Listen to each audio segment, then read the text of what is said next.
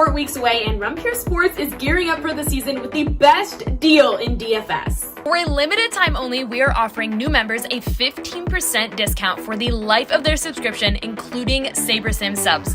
Simply use the promo code NFL15 when subscribing to take advantage of this great deal before our prices go up. And at RPS, we don't just give you access to one sport. When you subscribe to our premium service, we give you access to all of our content, including NFL, NBA, MLB, PGA, and so much more. And we're not going to charge extra for access to our preseason content either. Our memberships include all of our content, including the NFL preseason. The best DFS players in the industry give you access to their core plays and slate strategies for every sport and for every slate. Simplify your lineup building process by plugging in picks directly from the top players in the world. Watch our premium live streams to gain a huge edge on the competition. Our guys are live up to lock for the biggest slates, walking you through their last-minute decisions, analyzing breaking news and injury alerts for the major sports.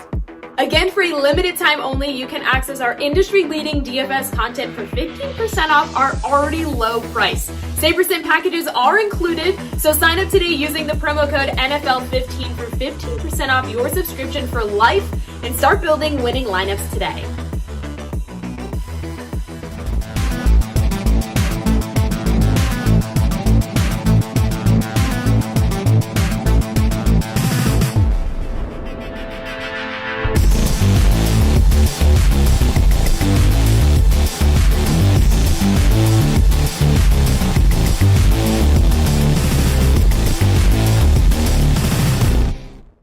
What is up, everybody? Welcome back to another episode of the Pure Sports Swing for the Fences show, talking all things Saturday baseball. I'm DC here on a Saturday. I think this might be my first Saturday baseball show of the year, joined by Glaucoma. Glaucoma, I feel pretty confident this is the first show that you and I have done together. We've done ones with other people too, but the two-man booth talking baseball. How you doing? And how's your Saturday going? Yeah, it's going good. I'm glad to be on with you, DC. I think, it definitely is the first MLB show I think we've done together. I think we've done a few NBA ones early in the year, but yeah, first MLB one. So I think that's going to bring us some good mojo, as Big T and the folks that Run Pure like to say. And yeah, I think it should be fun. I'm excited to break this slate down with you. And I think it's like all coming full circle, right? Because I think like the first time I met you, it was in Denver for a live final for MLB. So obviously we chopped it up there, talk some plays and stuff like that before the event. And then now, we're kind of, coming full circle, and we're going to do the same thing, for tonight's slate. So I'm excited for sure. I watched y'all show obviously yesterday, you, Keg, and Tidal on the MMA show. So I'm obviously going to get into that action later tonight as well. Yep. So yeah, definitely looking forward to Saturday DFS. It's always jam packed. You always have, locks here and there. So yeah, just excited to be on with you in general. And just give the winners to the people. Looks like the chat's excited. Definitely. And the sports calendar, it's fine in the summer, but it does drag a little bit. They call it the dog days of summer with baseball, where it's like kind of the only thing going on. I'm not that into golf. I know obviously we've got the golf content over at RPS. MMA, like you said, anyone interested in that, we've got a free show up that me, Tidal, and Keg recorded yesterday, so those should be some good fights tonight. But we're not far away, Glock, from the return of football, which I know we're all excited about, and basketball around the corner. So a fun time of year. We'll go over, there's two main slates, at least on DraftKings. There is an early one that starts in an hour and 5 minutes. We'll talk briefly about that. We do have the full playbook up on Pure Sports for members, of course, cores up on the site as well, in the Discord, all that good stuff. So if you want to check that out, feel free to join us. We do have a special promo code going on right now. I'm not sure how long it will last. Typically not very long, but NFL 15, if you do want to join us, we'll get you 15% off your first month's payment and every month's payment, as long as you stay with us and do not cancel your membership for the lifetime of your membership. So a really good deal. We don't offer these very often. Again, that's NFL 15. If you do want to join us, going to be a fun rest of the year, baseball wise, every other sport. And of course, football right around the corner. And again, if you can hit the like and subscribe, it does allow us to bring you these shows free of charge multiple times a week for baseball, other sports too. The MMA show is always free, but we do need those likes and subscribes to get you to get you these shows, each and every day, pretty much. With that, let's jump into this early slate. First, it is just a 3-gamer: Braves, Mets, Miami, Chicago, and the Angels and the Seattle Mariners. Honestly, Glock, this one looks pretty straightforward to me, pitching wise. These slates, 3-game slates, oftentimes you want to get different in baseball if you can, but sometimes you just gotta eat the chalk, get away with the pitching, and then try to maybe pick out the stacks, maybe go to the bottom of the lineup, something like that. So on this 3-game slate, what are you looking at for pitching wise? I think I've got the 2 guys I want to play, but curious if those are the same guys you're looking at. Yeah, I just posted my core before we hopped on the show. I like George Kirby. Obviously, I think he's far and away my favorite option on the slate. Last night, actually, when I was writing up my notes for the main slate, he was actually the projected starter for tonight's. So they obviously switched him with Chris Flexen, and he's going to get the earlier start. But my opinion remains the same. Obviously, right? It's a matchup we've been targeting against the Angels for like forever now. They've struck out at the highest rate versus right-hand pitching, since the beginning of the year. And I know you're a big fan of Kirby, so I think he's a really strong option in today's early slate. And then the second pitcher is kind of, more in the air. I'm kind of in the fence between Pablo Lopez and Drew Smyly. Obviously, I don't really fear Miami's lineup at all. And then, I don't really fear Chicago's at all. So it was kind of more of an optimizer thing where, I prioritize the Mets. Obviously, I think Jake Odorizzi's making his Braves debut. And I think that's just the spot that I want to pick on personally. So basically what I did in the optimizer is I just forced like a 5-man Met stack and kind of saw what kind of pitches it gave me. Cause, like I said, obviously I like Kirby a lot. But kind of my SP2 is kind of more up in the air. And like anytime I don't have like particular conviction on, a second pitching option, but I like kind of guys equally, generally I like to let the optimizer do the work and see what it spits out. So in that case, I didn't really need to go down to Drew Smyly. I think he's a fine option. But the optimizer was spitting more Pablo Lopez. So those 2 guys would be my favorite pitching options. I'm curious about what your 2 pitchers were.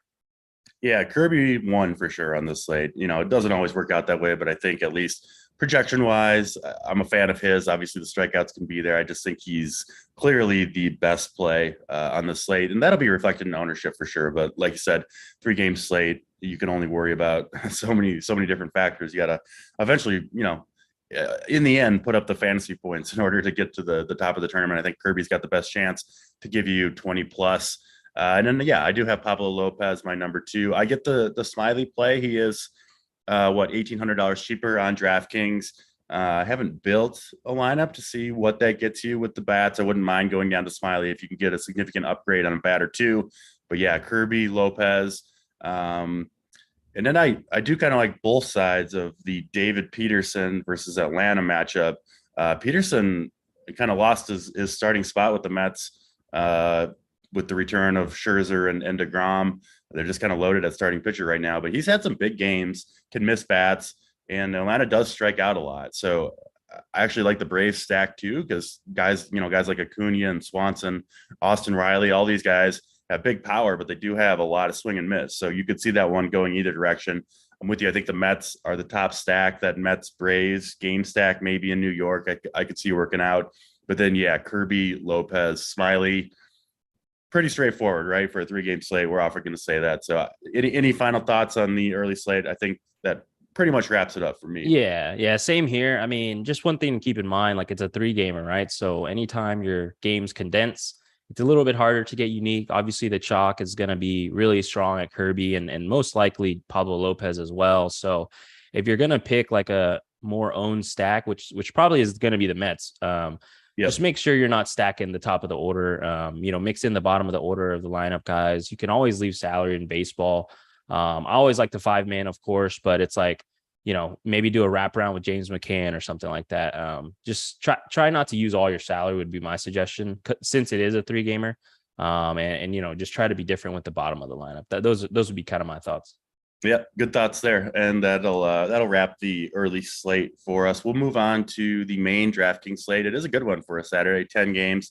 There is a slate in the middle as well, a 3-game afternoon, but we'll skip that for the purposes of this show. We'll talk pitching And then I think we'll go game by game, talking about stacks, our favorite one-off hitters, whatever it might be from each individual game. So let's start, though, with pitching. And there's a lot of it today, a lot of viable pitching for a 10-game slate. I think both at the top end, and then I do think there are some pitchers in the mid-range and maybe even a cheap guy or two that you could use on this slate. So a lot to talk about with pitching. Price-wise, Max Scherzer leads the way at 10.6K. Carlos Rodon at 9.5. You got Max Fried also there at 9.5K in that second game of the doubleheader. So fun little series here between Atlanta and the Mets. I think 5 games that they're playing have been good games so far, and I expect 2 more good games today. Andrew Heaney, who's been pitching pretty well for the Dodgers at 9,300 against San Diego, and then Merrell Kelly rounds out the 9K plus pitchers at 9K even at home against Colorado. So Scherzer, Rodon, Max Fried, Andrew Heaney, Merrell Kelly. Let's stop there in that 9K plus range. What do you see, Glock? Yeah, so obviously, you mentioned him, the most expensive pitcher, Max Scherzer. He's kind of had like an average stretch of games, to say per Max's standards, right? His last 4 games, he's posted 26.9, 21.3, 23, and then 20.2 fantasy points in his last 4 starts. Obviously, when you roster Max, you kind of want that ceiling 30 plus fantasy performance, right? And that's something we haven't seen from him, which is a little concerning, but I do think he's going to break out sooner rather than later. So I want to be on that train, obviously, when he does. I just think he's one of my favorite pitchers to watch in general. And yeah, tonight, we mentioned it earlier with David Peterson. But he gets a home matchup against the Braves team, who is always scary on paper. But they do strike out a lot, right? They have the 3rd highest K rate versus right-hand pitching since July 21st.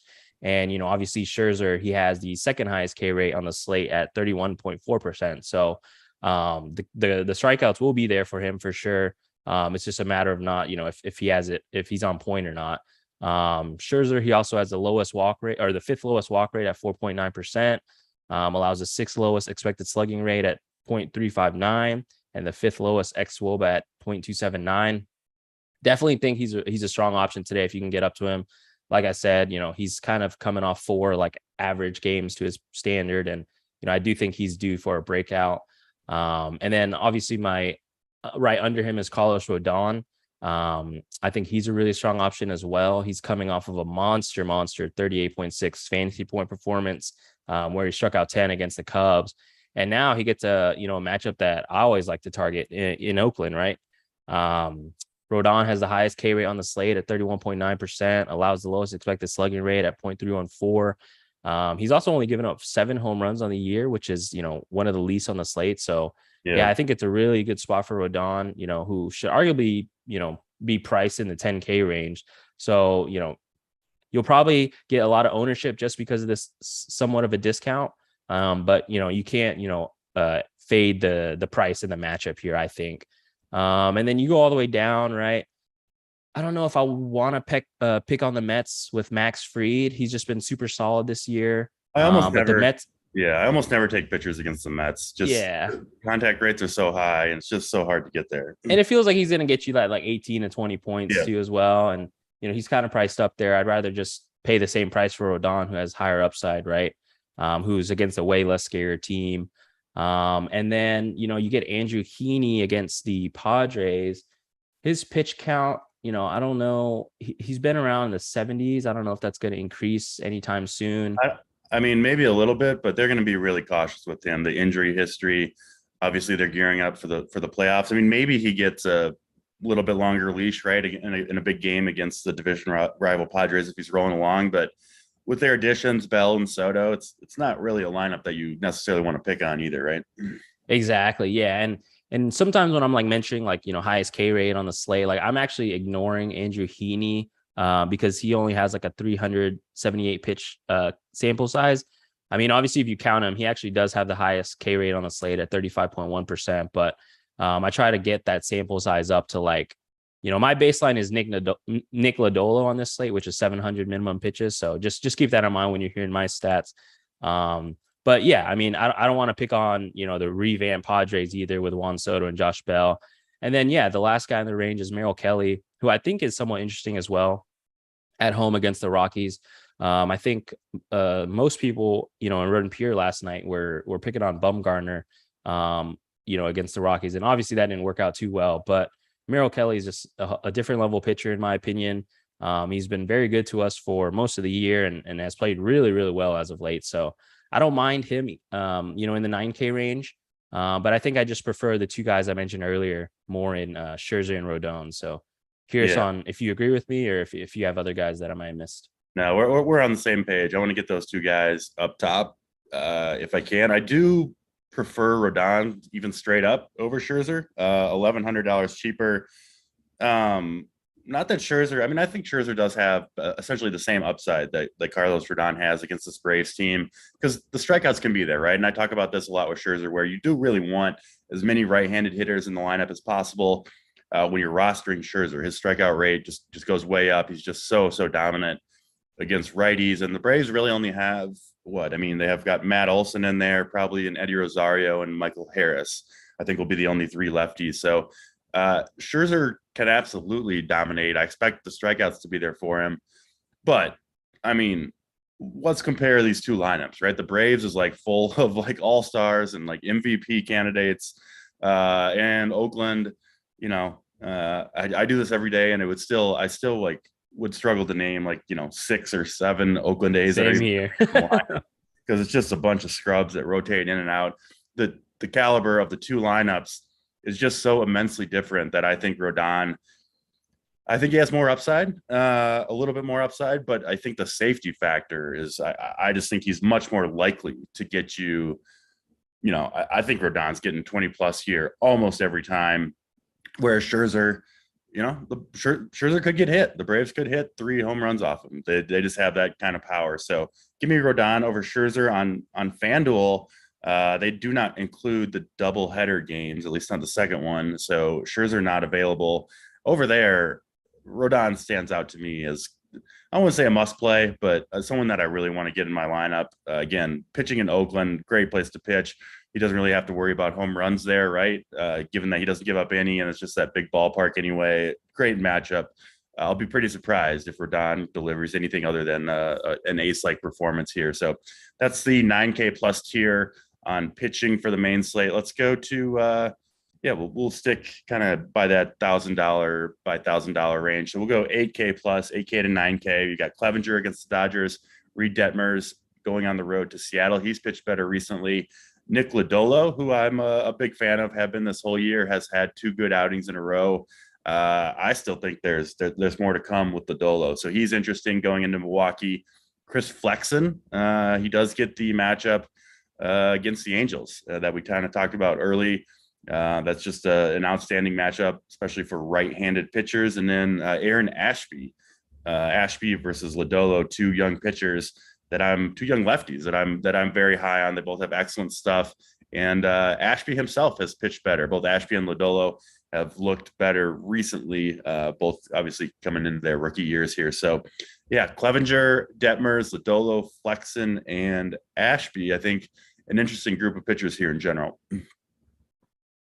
Yeah, so I definitely think this is a tougher range, but there are some pitchers you don't really want to pick on, right? I think Mike Clevenger, we've been on the past few slates, but yeah, I don't think I personally want to pick on the Dodgers. No, I'm not going. And then Reed Detmers, he's actually been playing really well, but I don't think I've rostered him once this year. Maybe that's on me, but I don't think I'll start today at 8.6K. He's been priced in the 6K, 7Ks all the way up to now. I think this is a season high price for him, which his play does warrant it, but I don't think I'll get there. I think my favorite plays are in the lower 8K range, like you mentioned. Ladolo, obviously, I know you're a big Ladolo guy. His matchup is a little bit scary against Milwaukee, but I do think he's in play. And then you drop down Chris Flexen, right, at 8.1K. He hasn't been that good, but the same concept kind of applies with George Kirby. Obviously, I think George Kirby's a better pitcher, but it's all about the targets, right? And he gets the LA Angels, who strike out at the highest rate on the year versus right-hand pitching, and I believe it's ninth highest rate since July 24th. So they're just continuing the trend to get struck out. Obviously, it's a pitcher-friendly park, and he's had some good games this year with like 20 or more fantasy points. So at 8.1K, that's kind of what you're hoping for. I've rostered like Michael Wacha against the Angels, so I'm not going to be scared to roster Chris Flexen or anyone else really that goes against them. It's just it's a matchup play, right? So definitely have interest in Flexen. And then I think my second favorite is Aaron Ashby. I wrote up Eric Lauer last night in my premium article, and I think the same concept applies here, as the Reds are just kind of a shell of themselves, right? After all the trades that they made at the deadline, they're missing some power in the lineup in Brandon Drury. And I think Ashby should be able to take full advantage of the lineup. Cincinnati has struck out at the third highest rate versus left-hand pitching since July 21st. Ashby has the fourth highest K rate on the slate at 27.3%, allows the fourth lowest expected slugging rate at 0.344 and the sixth lowest xWOB at 2.295. And when you look at those metrics and compare them with, the other starting pitchers on the slate, that, and you compare the prices, this is a really, really cheap tag for Ashby. So I think those two would be my favorite, Flexen and Ashby. I think you'll probably add on to Ladolo, but curious on your thoughts. Yeah, the matchup looks really good. Well, I'll start with Ashby, who I think is a strong play here. His problem though is he just is wild at times, right? Completely loses the strike zone from time to time. So, sometimes it doesn't matter who you're facing when you're kind of that type of pitcher. And if you can't throw strikes, I mean, most teams will have the discipline to not swing at those pitches, take their walks, and you can get a shorter outing. So that's the worry with Ashby, but I am seeing, based on the team totals here, certainly, the line makers or the market, whatever you want to call it, has more faith in Ashby than they do at with Ladolo. What is Milwaukee like, plus or minus 150, something like minus 180? Yeah. So the Brewers big favorites over the Reds.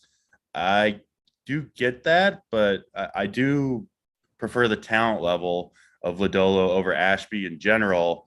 And I haven't looked at ownership projections. It's kind of a little early for that when the slate doesn't start for 7 hours. But just based on the line of this game and the team totals for the Reds and the Brewers, I imagine Ashby is going to be, I don't know, double the ownership percentage. It's looking like it. Yeah, that's what it's looking like. Well, we can at least you have the numbers up obviously on the ownership. Yeah, I'm seeing like 20-ish on Ashby and then 10-ish on Ladolo.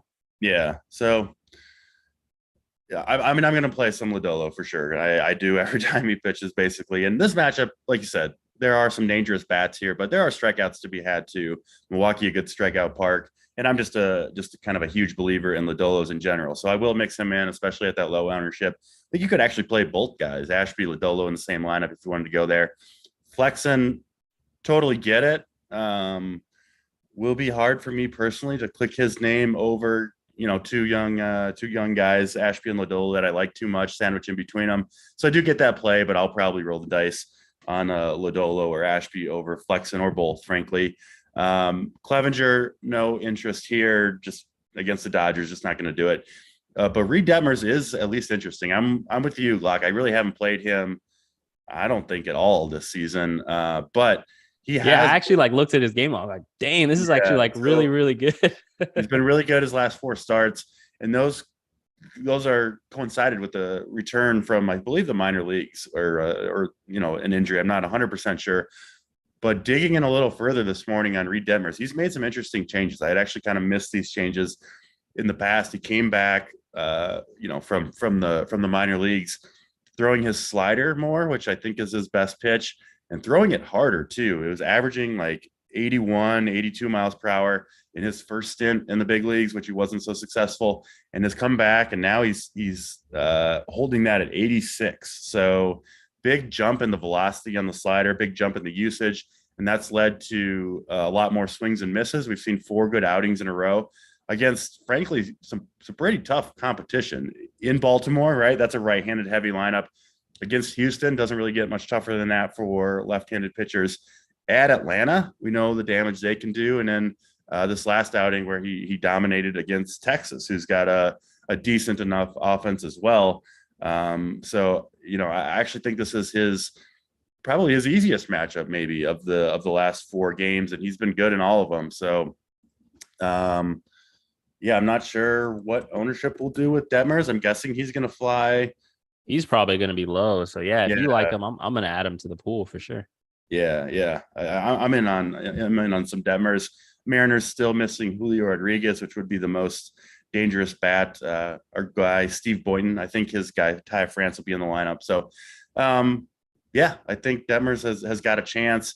I think I would still rank him below Ladolo and Ashby in this group, but some interesting changes there, and maybe they can stick for Detmers in a pretty decent matchup going into Seattle as well. So interesting 8 to 9K range there for pitching. Let's open it up to basically everybody else, Glock. So below 8K, any other cheap guys that you're looking at for pitcher tonight? Yeah. So generally this is like, I think there's a few options down here. I'm just going to stick it to one because I don't know. I don't have much faith in any of these guys. I think you are usually the specialist in this. So I'm kind of here's what you take. But I wrote down Nate Eovaldi at 7.3K. Obviously, he's been, up and down since we came back from the break. But I think he did start to look like himself against Houston last start. It did look like his velocity was back up. He struck out 6 and posted 26.7 fantasy points, against a tough Houston team. And now he gets a road matchup against like a weak Kansas City Royals team who struck out at the 5th highest rate versus right-hand pitching since July 21st. Obviously, Sal Pal is like insanely hot right now, and he's someone I fear in the lineup. But, I don't think the rest of the lineup really strikes fear into me. So I think if I was dipping down in this range, Eovaldi would be my top option, just hoping that he can continue his momentum from last game. Just because, price, matchup, and, how he looked last game. I thought he looked pretty decent, and 7.3K is just probably, obviously I think the ownership will reflect in this price tag, but, obviously Eovaldi can, if you told me he was the highest scorer on the slate against Kansas City by the end of the night, I wouldn't be too surprised. Right. So, I think Nate Eovaldi is in consideration for me. And then maybe Daniel Lynch at 6.9K. I mean, he's coming off a big performance as well.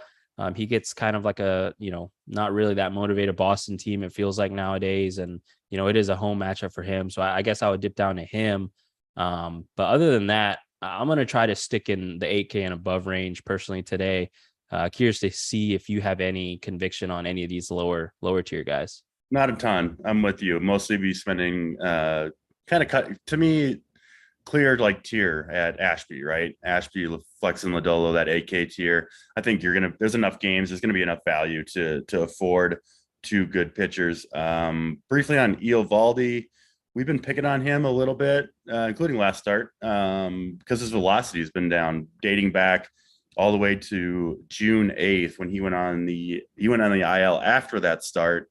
Normally sits around 97 with the fastball, was down around 94, goes on the IL, and really the velocity hasn't returned. That's kind of across all his pitches. Was 94.3 last start. I know he pitched well, right, against Houston. He did get the job done. I was on Houston on that start for sure. I have been basically all of these, but it still doesn't look like it's coming back for Eovaldi anytime soon. And I just have questions if he's going to be an effective pitcher when he's sitting 94 and not instead of 97. Doesn't mean like any pitcher, right? Any pitcher can have a good outing from time to time, even if they're not at their best.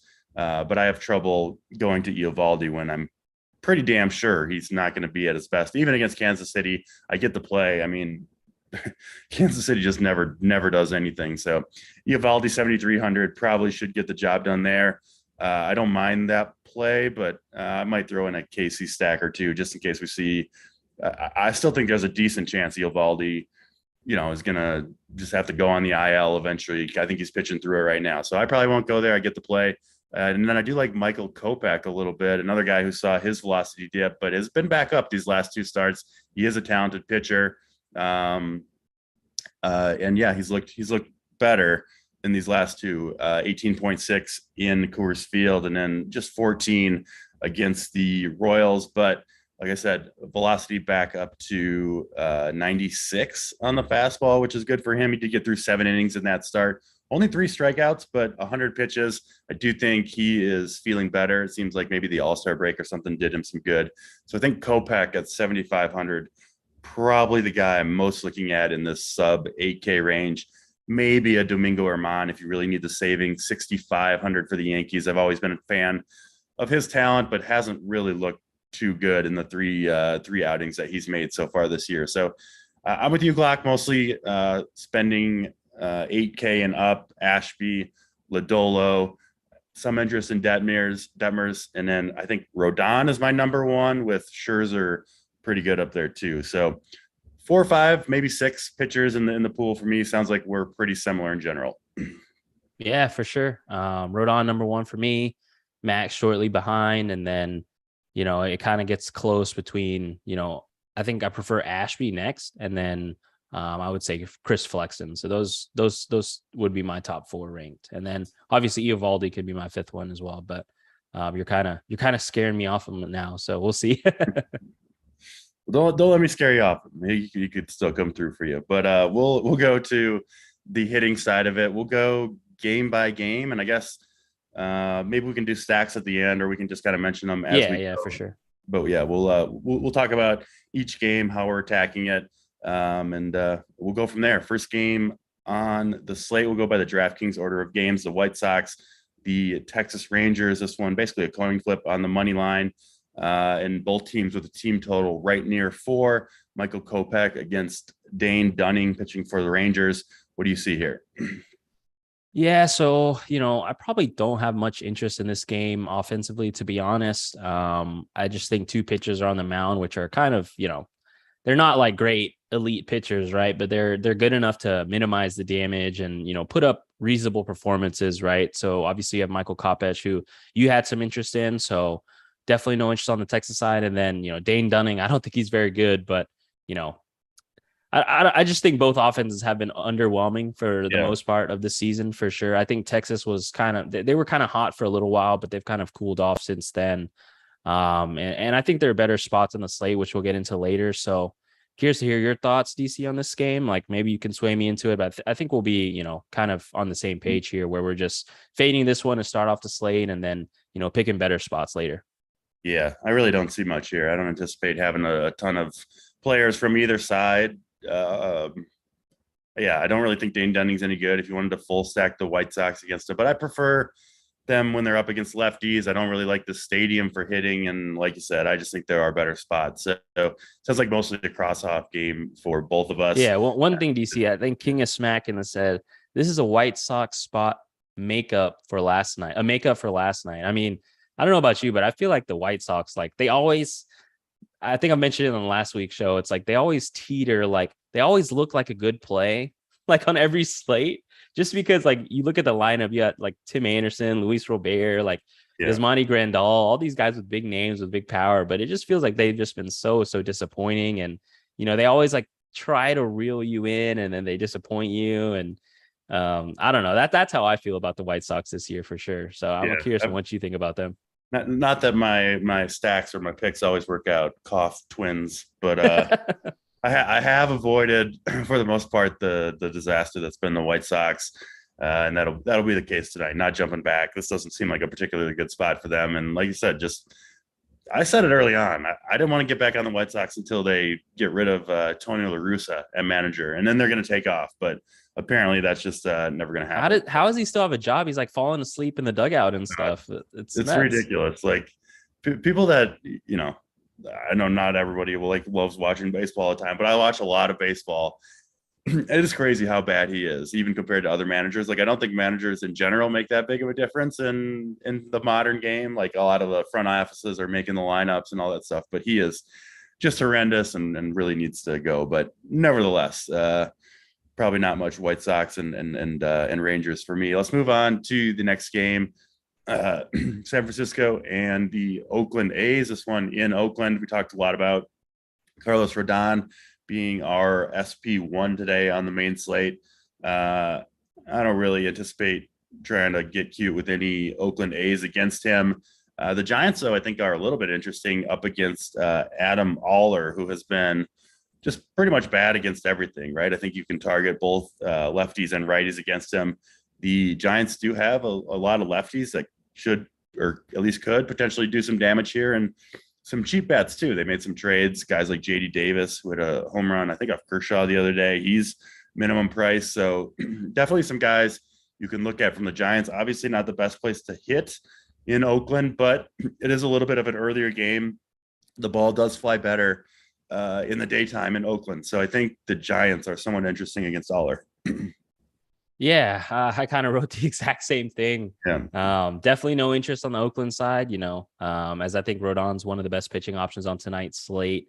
And then, San Fran is somewhat interesting against Adam Aller, who I don't think is very good at all. But, I kind of adopted like one of Big T's habits where he doesn't really play like these West Coast parks, which, there's definitely a few of those on this slate. So we'll touch on that later as well. And then, when you just look at it, I don't know. I just feel like San Francisco hasn't really won many DFS slates recently, right? You look at their recent games, 3 runs, 0 runs, 5 runs, 2 runs, 4 runs, 5 runs, 2 runs, 4 runs, 3 runs. Like that offense doesn't explode like you need it to, in order to win tournaments. So, despite like how good it looks on paper, I'll probably stay away from this in general.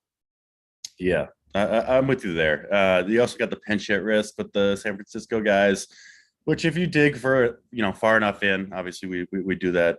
You can usually avoid it for the most part, but oftentimes it's the very guys that you want to play that are at the most risk of getting pinch hit for, because, they've got the big platoon split and then they bring in the lefty and they come out of the game. So certainly a headache trying to pick out the correct Giants, but Aller, I think, is bad enough where it's kind of worth taking the dig in and maybe not like full stack, and maybe I would consider like more of a mini stack route, like trying to pick out a couple home runs. Basically, yeah, exactly is what you're trying to do with San Francisco. So same page there.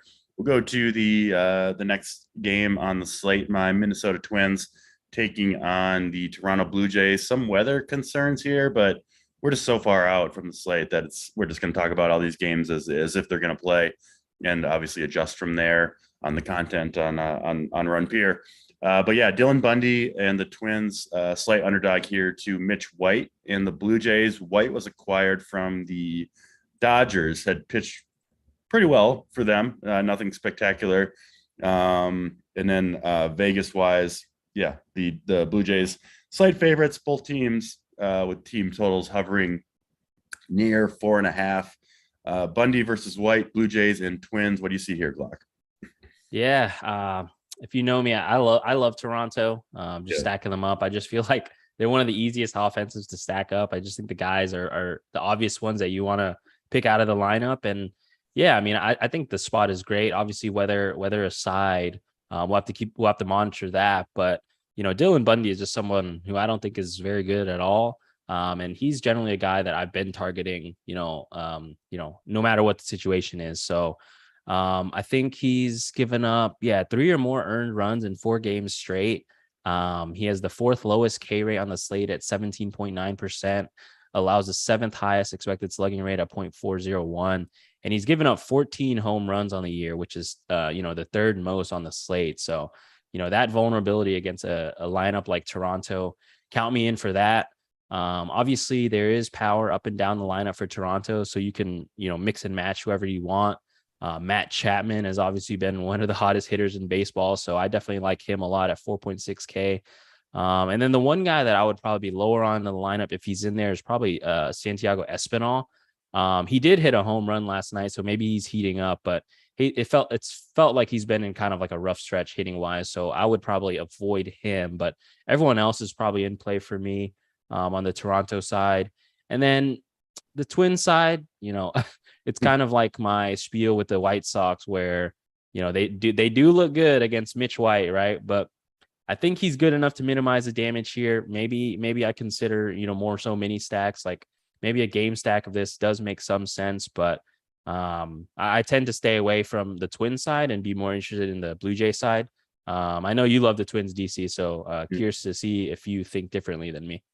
I'm trying to get in recovery here on the Twins and not play this team so often, but I think I can avoid him tonight for the most part. I've talked a lot about Nick Gordon in the Discord, believing in him. He had a big game last night. We were on him a few nights ago. I think he hit a grand slam like over the foul pole. I rostered him that night, and man, I would have loved that for sure. I wasn't watching the games that night, but I told the story on the show I think a couple days ago. But I got like 4 or 5 DMs like showing me the video of Nick Gordon hitting a foul ball grand slam. That I didn't need to see that.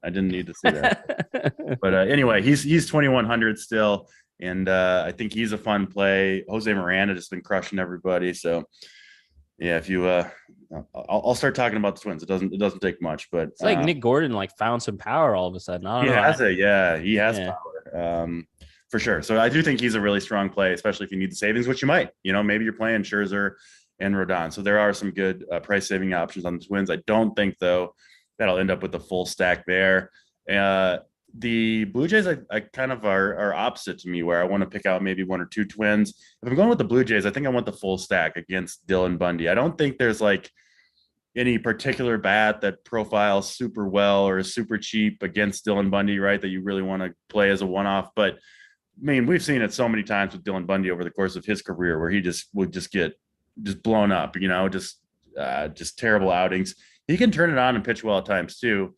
But if you get, if the Blue Jays get the bad version of Bundy here, getting guys on the base paths, you could see them putting up a lot of runs. Should be pretty good hitting weather in Target Field, assuming the rain stays away. So I'm in on the Blue Jays stack, and then I think looking at more one-offs for the Twins.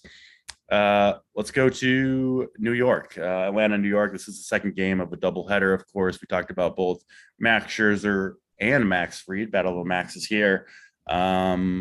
Obviously a decent chance at the pitchers duel with these two teams, both with team totals near 3.5. The Mets are the big favorite. I'm typically a DFS player who likes picking off, home run bats against a guy like Max Scherzer if he's not in my lineup, because someone's got to do the damage. We know Max Scherzer is gonna, he's gonna be popular probably, and he's gonna rack up strikeouts. So if he's not gonna be on the optimal, someone's got to do a little bit of damage, most likely. And the thing with Max is he does give up home runs, particularly to left-handed bats. The Braves got a couple guys, 3 guys in particular: Matt Olson, Eddie Rosario, who's swinging a good bat, and then Michael Harris, who's been a stud for them. He'll be hitting 9th, but you'll get him at like 1 or 2% owned. All these guys will be low owned, but I do have some interest in those guys. I'm not going to full stack the Braves. I'm never going to full stack against Max Scherzer, but I don't mind picking out a power bat or 2 against him. And then the Mets side, yeah, I mean, if you want to play a guy like Alonso, Marte, Lindor, all these guys I think are reasonable plays, but man, Max Fried never really gets blown up. Even when he doesn't have his best stuff, he's going to give up, at most 3 runs, 4 runs, barely anything. Yeah, good bullpen behind him. So I think you can safely just write off this game for offense if you want to. If you like to get fancy like me, maybe you pick out a Rosario or a Matt Olson against Scherzer, but certainly not a necessity. And, we should see 2 good pitching performances here, I think. Yeah, for sure. My notes are kind of the same as yours. I tend to think this game will be more of a pitching duel, so I'll probably stay away offensively.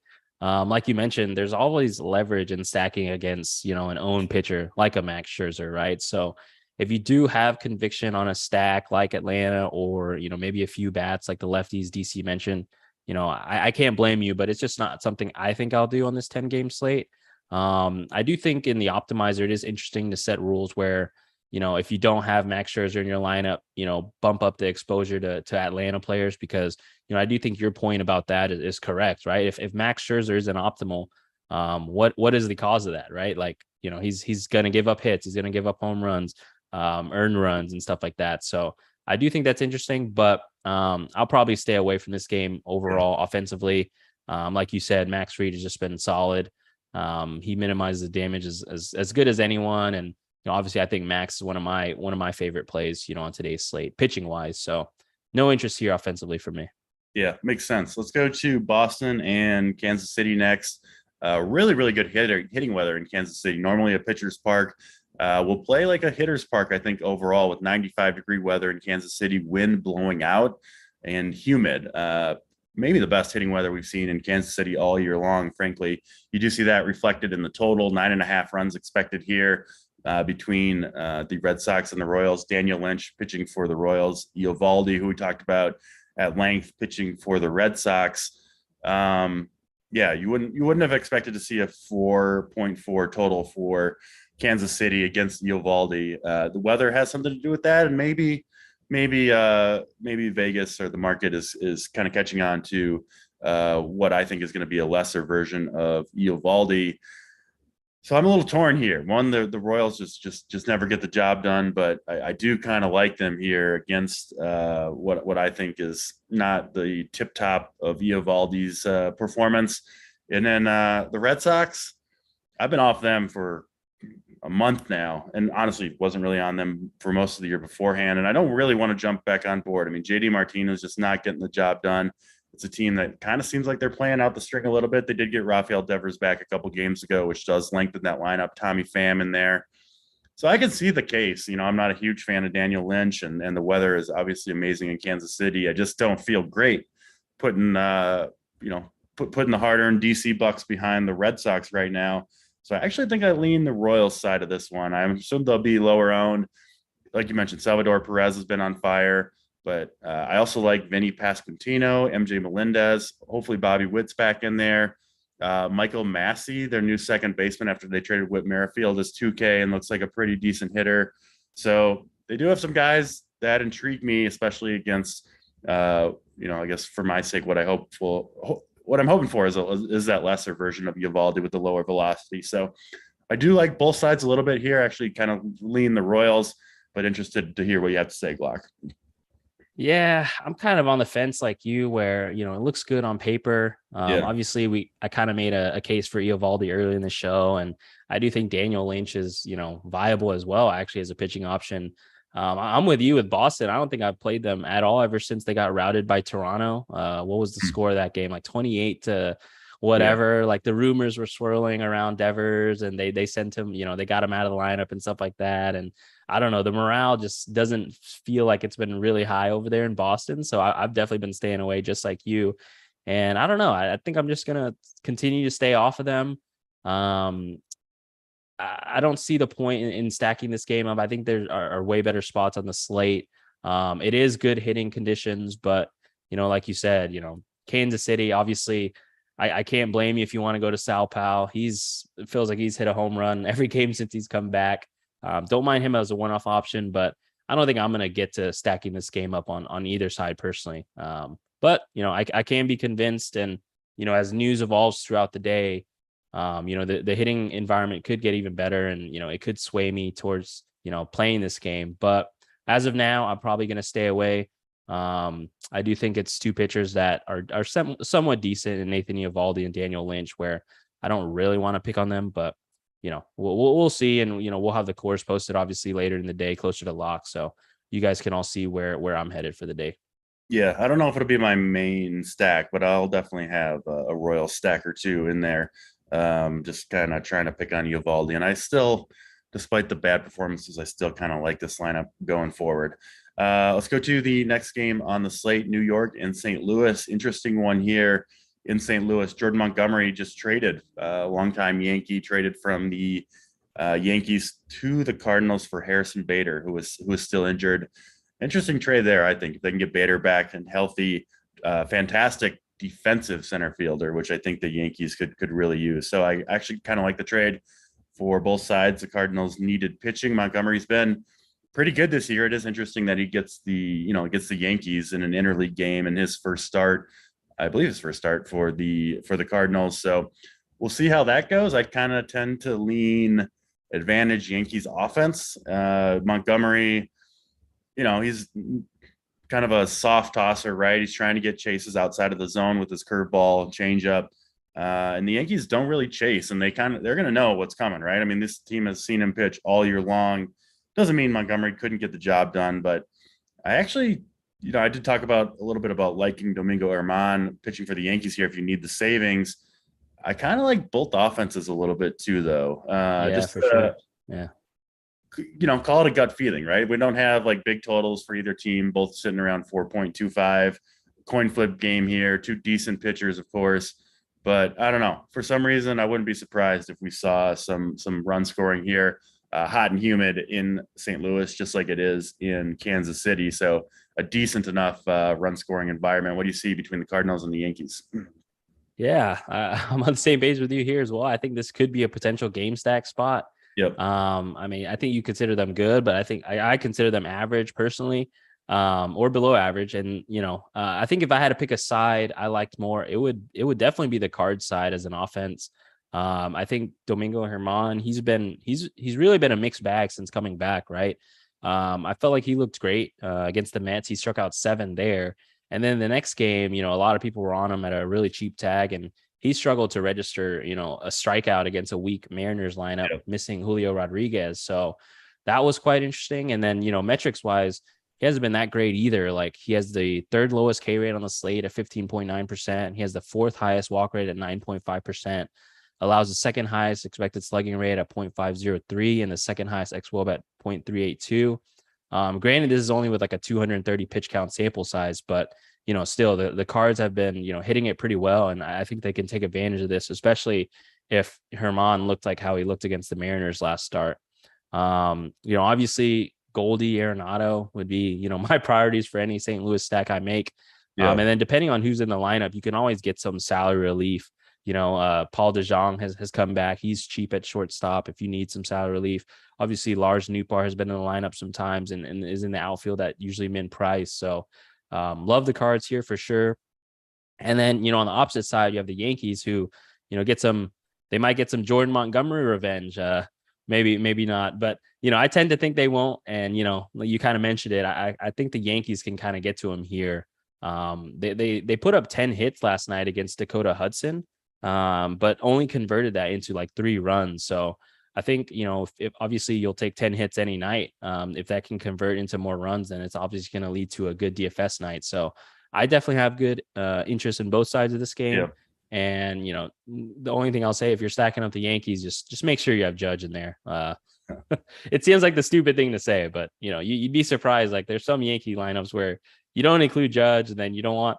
The worst feeling is like you just like fade him for like the leverage, and then he comes up to bat second in the order, boom, just all rise, and then you're just like, well, there goes my Yankee stack. But whether or not you're stacking the Yankees, make sure you have Judge in there. There's some good advice for every slate that Judge is playing. Dude has been ridiculous. I think I think Montgomery's going to have guys on the bases. I think the Yankees are going to take walks against him, and I think they're going to have chances for some big hits against Montgomery, maybe getting that St. Louis bullpen early. So I like the Yankees side a little bit more, but I think this game in general could be a sneaky spot for offense. And because of the low team totals, maybe goes a little bit under the radar overall.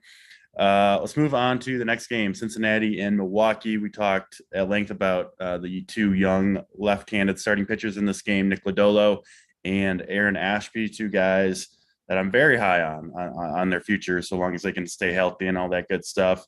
So personally, probably won't be going to hitting in this game.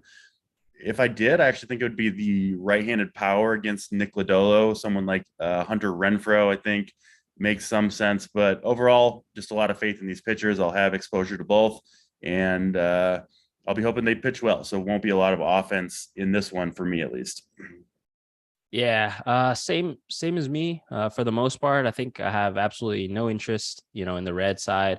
Yeah, I think Aaron Ashby is, definitely one of the top options on tonight's slate. Ground ball master too, Ashby. He's not really one you want to take hitters against. Exactly, yeah. And then Milwaukee, I think they're somewhat interesting as they've been hitting it really well.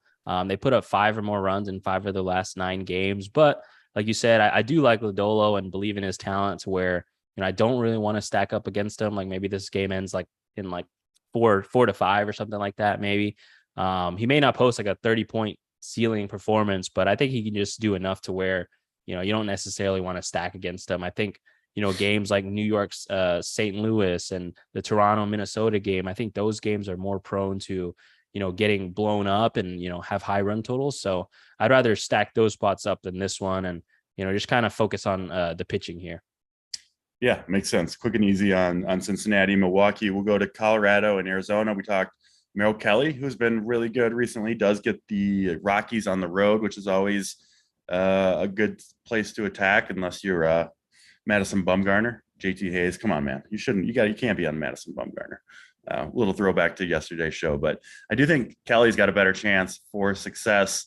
The Rockies, yeah, I mean, against right-handed pitching when they're on the road, just not any good. So I think Kelly should be safe here for 15 plus with upside for more. He is kind of expensive at that 9K price tag, but I do think, sounds like you agree, that he is in play. I don't really anticipate playing any Rockies hitters in this one. Feel pretty good that that's not going to change throughout the day. Arizona, though, I think a little bit interesting against Antonio Senzatella, who doesn't get any strikeouts, does struggle a little bit against left-handed bats. You do see that team total for the Diamondbacks sitting around 4.6, 3.4 or so for the Rockies. I'm off the Rockies, but I do like the Diamondbacks, those lefty bats, Alek Thomas, Ketel Marte, Dalton Varsho. You can throw a cheap Christian Walker in there who's had good power this year, Josh Rojas atop the lineup. So some decent ways to go, I think, for the Diamondbacks bats at least. Yeah, I mean, I think these are like two pretty disgusting teams that I personally don't stack very often. Yeah. We talked about Merrell Kelly obviously early in the show as a potential tournament option. So I definitely don't have interest in the Rockies as an offense. And then, the team total for the D-backs is something to take note. Senzatella is someone I do like to target generally, but he has been more decent as of late, which makes me shy away somewhat. I think if I were stacking this game up, I would probably consider like the Arizona mini stacks, not maybe a full stack. Try to get the lefties, like you said, Varsho, Ketel Marte. And then, you have like cheap guys like Carson Kelly at 3.8K if he's in the lineup. Christian Walker's cheap at 3.6K. So, you have guys with relatively cheap, tags with home run upside. So I don't mind that. I don't think I'm going to full stack Arizona, but like I said, these are two teams that I personally don't like to stack up usually. So I would be fine full fading this spot too. I wouldn't blame you.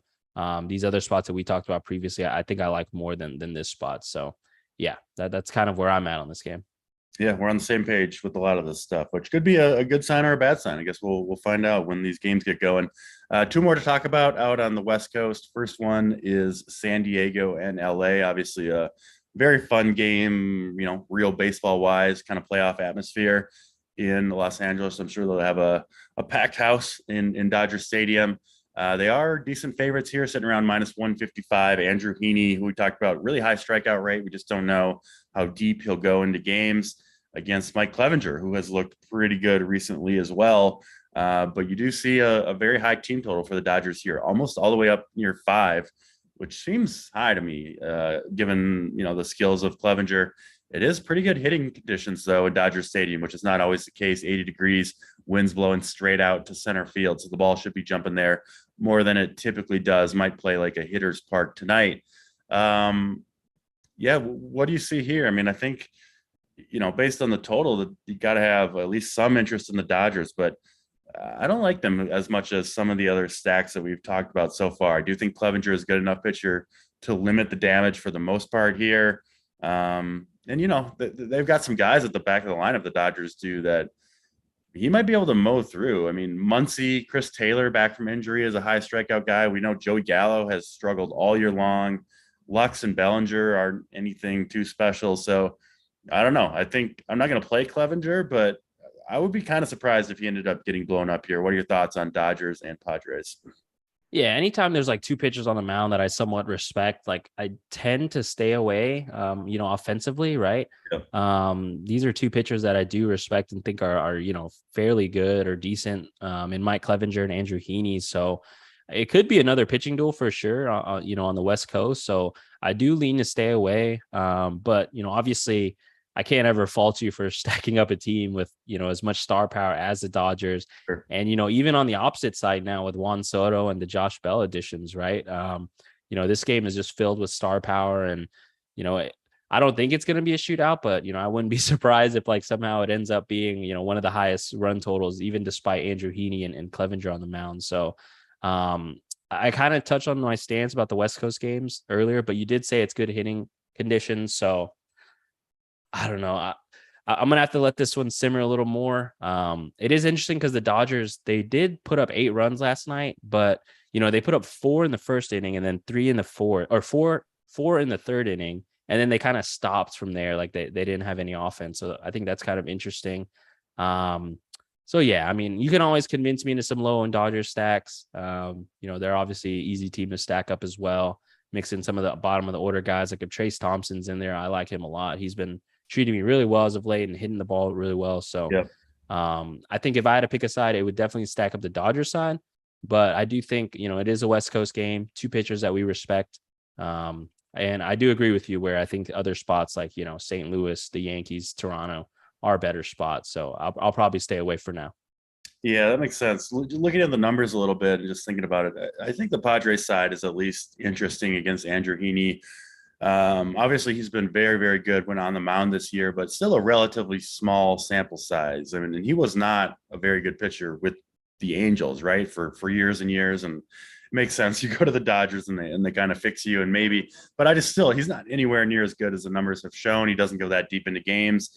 And if you look at the top like 5 for this Padres team, that Profar, Machado, Soto, Bell, Drury, who's swinging a really good bat, I wouldn't be surprised if they did some damage and got into that bullpen early against Andrew Heaney. So maybe a good sneaky stack there for the Padres if you want to go that direction.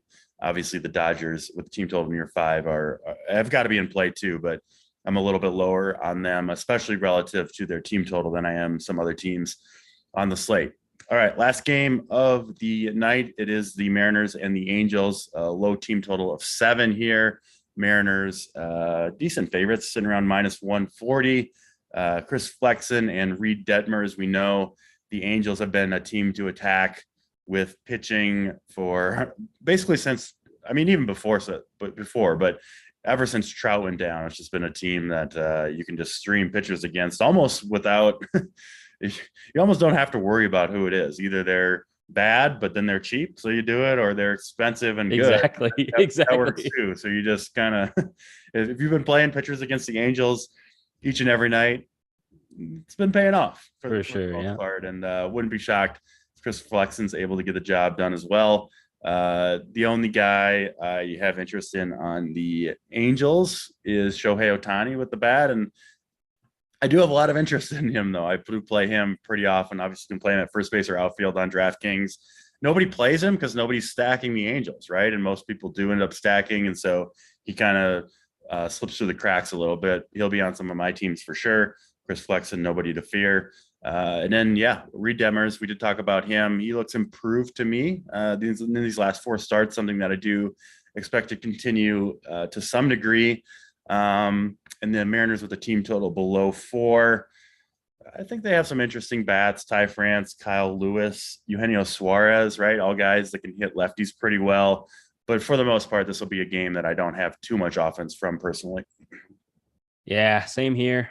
Just another matchup on the West Coast with, 2 pitchers that I think are decent enough to minimize the damage, right? We made our cases for Reed Detmers and Chris Flexen as potential starting pitcher options on today's slate. So I think this is just another fade spot for me, most likely. Obviously, the only guy I fear in the Angels lineup is Shohei Ohtani, who you mentioned as a potential one-off option. So definitely don't want to stack that side up. And then, the Mariners are without Julio Rodriguez. So this spot's another pass for me. It's a really interesting slate because I feel like, there's a lot of good pitching options on today's slate, but the hitting environments aren't that great either. So the ownership may condense on, 1 or 2 games, maybe offensively. So that does make it interesting to me. But yeah, I don't have interest in this game at all, personally. Yeah. That's all 10 games. Let's go over our top 2 stacks and kind of looking through. I think you might have a similar conclusion to me. There's not 2 teams really that I feel like super confident in here. Right. Yeah. It's not as obvious offensively. I almost said 3 and I'm like, I don't know if I have a third stack at the moment. So we'll stick to 2. I'll go ahead and go first if you want to look through what you're looking at for stack wise. And I guess, I don't know if sadly is the word, but I think I'm going to have some Royals against Nathan Eovaldi. They're cheap enough. Pasquantino, I think, is one of the better value plays. We know what Sal Perez has been doing. Kind of that top 4, Melendez, Witt, Perez, Pasquantino, maybe throw in a min-priced Michael Massey if he's in there against, hopefully, for my sake, a decreased velocity version of Nathan Eovaldi. So I'll go the Royals number 1. I'm going to go to the Yankees number 2 against former teammate Jordan Montgomery. Somewhat of a gut call on this one, but I think they're going to know Montgomery's approach, and he does have a unique approach. He's not overpowering. He has to be able to fool hitters to have success, and I just don't know if he's going to be able to do that against this Yankees team, who obviously have all the information, scouting report. I've seen him pitch in the world. He's been a Yankee for a long time. So I'll go Royals and Yankees as my top 2. What do you got for us, Glock?